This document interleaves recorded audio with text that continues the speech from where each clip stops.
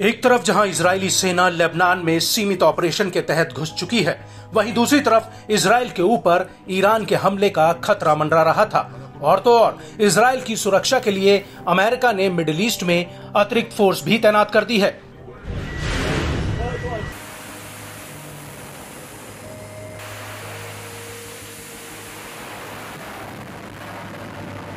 लेकिन अब middle east में युद्ध का ज्वालामुखी फट चुका है और इसमें सीधे ईरान की एंट्री हो चुकी है।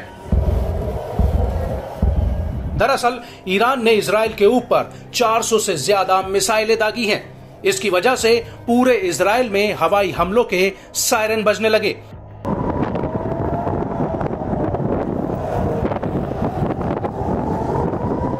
इजरायली सेना ने तुरंत लोगों से बम शेल्टर में जाने की अपील की है। वहीं ईरानी मीडिया का कहना है कि ईरान रेवोल्यूशनरी गार्ड्स ने कब्जे वाले फिलिस्तीन की तरफ कई मिसाइलें दागी। IRGC के मुताबिक ये हमला हिजबुल्लाह प्रमुख हसन नसरल्लाह और निल्फर हुसैन की मौत का जवाब है। आपको बता दें कि ईरानी सेना ने इस हमले के साथ ये भी कह दिया है कि अगर इजरायल ने ईरानी हमलों का जवाब देने की जरूरत की तो उसको गंभीर नतीजा भुगतना पड़ेगा।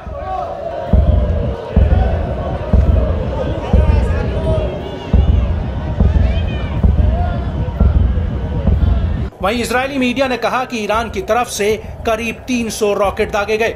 वहीं टाइम्स ऑफ इजराइल का कहना है कि इसमें से 180 बैलिस्टिक मिसाइलें थीं, जबकि अमेरिकी अखबार द न्यूयॉर्क टाइम्स ने कहा कि इजरायल पर पहली मिसाइल 15 मिनट के भीतर ही आकर गिरी, जिसे देखकर लगता है कि ईरान ने बैलिस्टिक मिसाइलें फायर की हैं।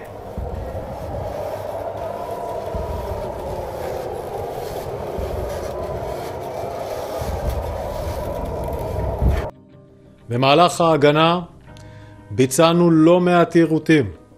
ישנם פגיעות בודדות במרכז ובמרחבים נוספים בדרום הארץ. בשלב זה אנחנו עדיין מעריכים את המצב, אנחנו לא מכירים נפגעים, וזאת הודות להתנהלות האחראית שלכם.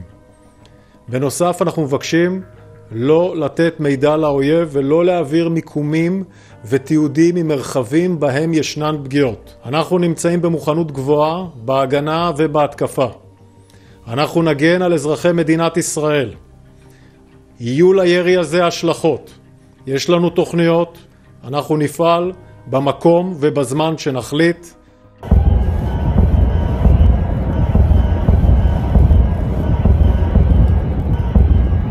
वहीं ईरानी सेना का कहना है कि उसने सिर्फ इजरायली आर्मी के ठिकानों को निशाना बनाया है। वहीं दूसरी तरफ न्यूज एजेंसी रॉयटर्स ने कहा कि ईरान ने इजरायल के ऊपर बैलिस्टिक मिसाइलों का पूरा जत्था फायर कर दिया है, जिन्हें जॉर्डन के आसमान में देखा गया। रॉयटर्स के मुताबिक दर्जनों मिसाइलें जॉर्डन को पार करते हुए इजरायली एयर स्पेस में जा घुसी और इससे कई इलाकों में नुकसान भी हुआ है।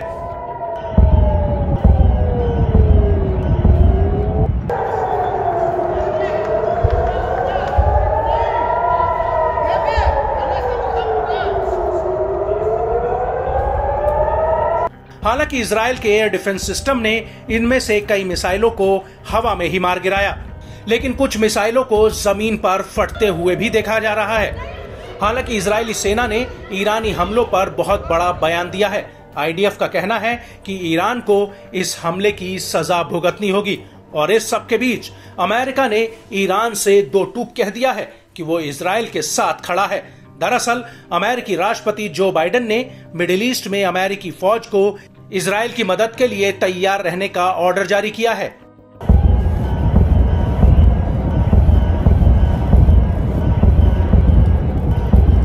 We do not know of any damage to aircraft or strategic military assets in Israel. In short, based on what we know at this point, this attack appears to have been defeated and ineffective.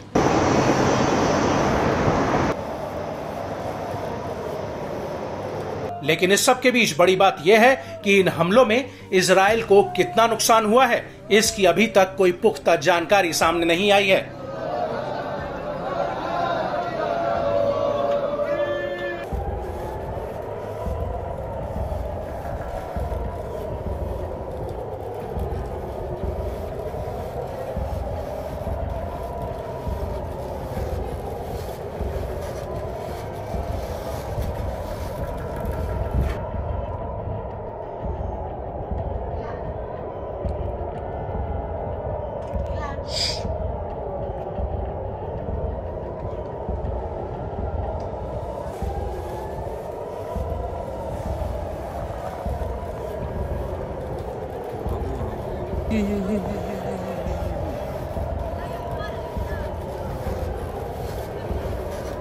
المدينة الرياضية عمان.